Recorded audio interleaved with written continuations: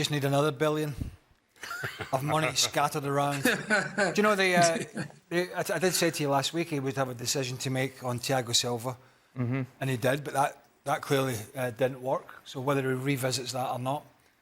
On top of all his problems, Reece James's continuing injury problems and recurring injuries is a big concern, particularly for a boy of his age. And more players is just not the answer. It's a difficult one with Pochettino because the buck stops with him. But I go back to a quote from Graham Potter at a press conference many, many months ago, whatever it was. He says, if you think I'm the problem, you're wrong. Yeah. And the problem has been this scattergun signing policy that if it moved, we signed them and we gave them 7 and 8 year deals. And somebody's going to have to figure it out. You know, I'll give you Mykhailo Mudryk. Mykhailo Mudryk has got a talent, but until he figures out that he'll be judged in the end product in the final third, then he's got a problem. Because he's got all the pace in the world, he's got a lot of tricks, he can drop a shoulder, he'll out-sprint you, but there's no point in doing that and getting the crowd on their feet off their chair when you get to the end zone and you shank it out of bounds or you just pick the wrong pass out. And all these things are a problem. And they're an unmitigating shambles at the moment. I mean, they were terrible at Old Trafford. Should have been beaten 6 or 7. They were terrible at Everton. Hello guys, and welcome back to another video. This is the Football Connect. I'm your host Sam, and we are back again with another one. So we are talking Chelsea problems here as I'm listening to Craig Bailey talking about the problems that Chelsea are really going through. So the interesting quote that came out from Mauricio Pochettino was suggesting that he needs to sign other players to try and create a level of balance onto this team. And it's a little bit weird because, as you can hear from Craig, he's talking about what even Graham Potter talked about before he was sacked. He told these people that if you thought I was the problem, then you are wrong, because in all that I'm doing, I'm trying to make sense of what you've given me. You have spent so much money, anything that can move, you are just getting it and you're giving it a long contract. So I have to try to make a team out of this. And the problem of having so many players and try to make a team out of it is that sometimes some of the players might not fit into what the other team is going to offer. Now that's where the problem is.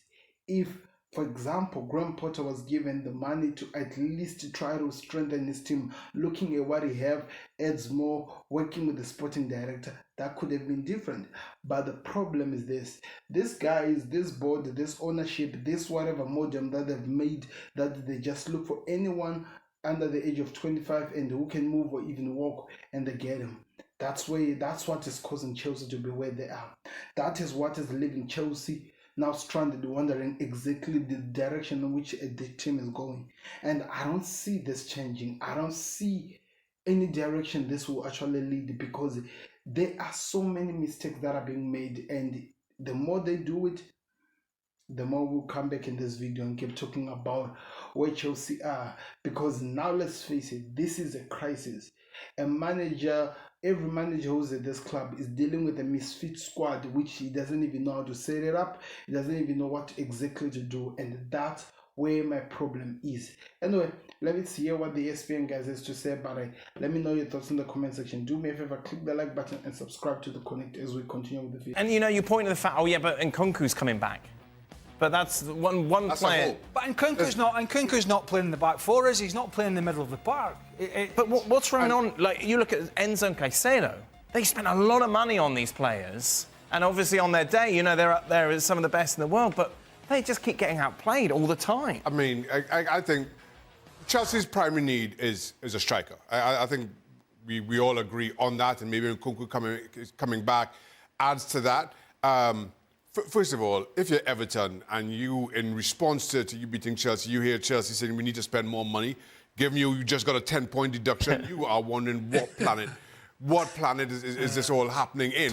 Everybody knew Pochettino was going to take over at Chelsea before the end of April. Everybody knew. He decided not to take up the job officially until the end of the season. Even if he was not officially signed as Chelsea manager, you have to think that he had some kind of an input into the players coming in to the Stamford Bridge door.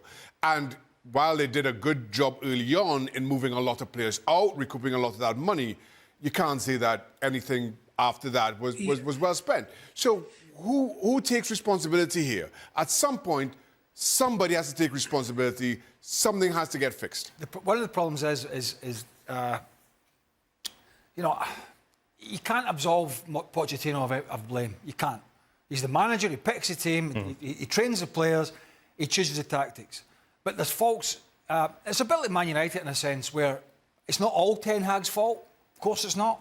But a big chunk of it falls on him because he's the decision maker.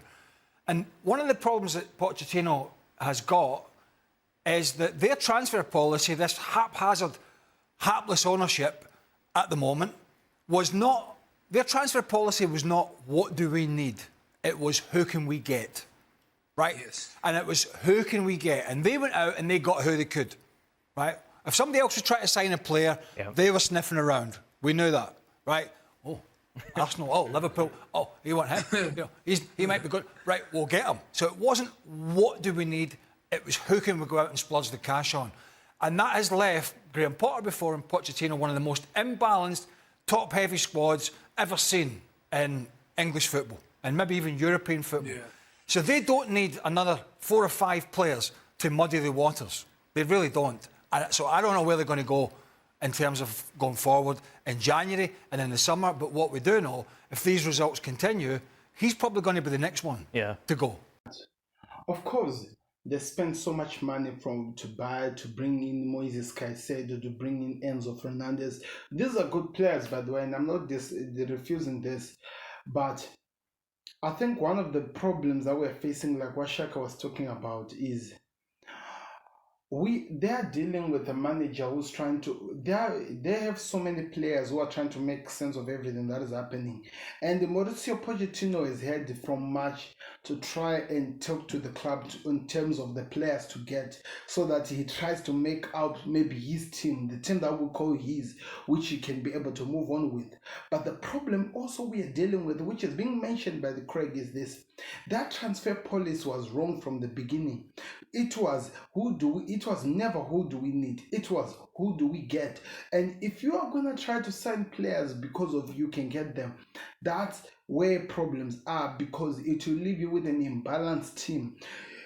As much as you wanted Romeo Lavia and Moises Caicedo, they play the same position there, but the problem is this: who's going to be a striker? Who will be this? We might talk about that they need strikers, and of course they're going to sign the Victor Osimhen and whatever, but you can still tell that there is a problem in the midfield. There is a problem at the back. Who's going to fill those things? Does the merger make water into wine? As much as you have signed so many players, you have not signed who you need to make your team click, to make your club actually start producing. You have signed who you wanted. And if you signed who you wanted, the problem is this: you will be left with a club that is disjointed, as we can see. Whatever that Mauricio Pochettino is going to do, whatever he's going to try to do, produce, it will always be limited, because as much as he wants to create something, he's trying to make football, the football personnel he is holding are maybe playing at the same position or something. You never understand maybe why Liverpool wanted Romeo Lavia or even Moises Caicedo, but you went to get him. You never really understood why Chelsea needed Mondre, but you went to get him. And now all these players, you have them. How do you create a team? Problems are rising. That's where my problem is with Chelsea. They've created this chaos, and it's not the manager. Of course, he will be blamed very, very soon. Like Craig is saying, if this continues, if this persists, of course, he's going to lose his job. But the problem is this: somebody has to take the blame. And at the moment, when you really look deep into it, the person to blame is nothing but the owners, because they're the ones who have this model of who do we get, not who do we need. And that is leaving the club so disjointed and in a point where we are wondering exactly where Chelsea will be come next season. Mario, there's very little hope, isn't there? There's very little bright side of this. Yeah, it's a little hope. And I think Saka highlighted a very good point in the sense of, like, when we knew Pochettino was going to be in charge, I still don't understand why they didn't spoke to him more and made him understand. Like I have a feeling that he wasn't always part of the whole policy what they were building when they already knew they were going for him. Because I feel like sometimes, you know, Greg already highlighted, they were buying everybody. Even now, like we're talking about striker, right? We have Victor Osimhen. Like everybody's watching him now, but there are more people on the board as well going after him. Okay, so things like this is you know, Tony you have too as another striker. So those are the kind of guys that everybody's watching because everybody knows we need goals. So if Arsenal wants him, if Man United is looking at him, I am asking myself sometimes. I said it before. Before Pochettino came in, I said they need to calm down because if they're going to go desperately again, it's going to get another answer that they're not looking for because you cannot give an answer to something that's just being put in front of you. Because I have a feeling that what's going to happen then, if they don't slow down and don't let his involvement speak into who is coming, they're going to have a team in the. So that's where the problems is at the end of the day. There is that gap. We can tell that this Chelsea is not really a team that is joined. You can tell that there are so many gaps which needs to be filled by this team. And if Mauricio Pochettino doesn't find a way to get something out of this game, his job is going to be in trouble because at the end of the day, these things he knew of it. He should have done something better, but he didn't. And like what Mario is talking about here is that this is a club that needs results, but we all know that it's disjointed. And with what they're doing, they can't keep adding more money into this team. They have to stop that.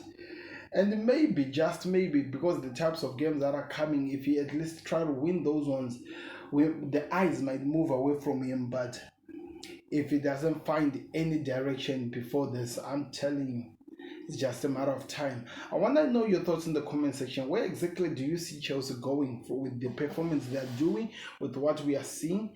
I'm really confused because there are problems that we're seeing from this team, and I just wonder that is it just maybe a matter of time before we start seeing this thing turning upside down?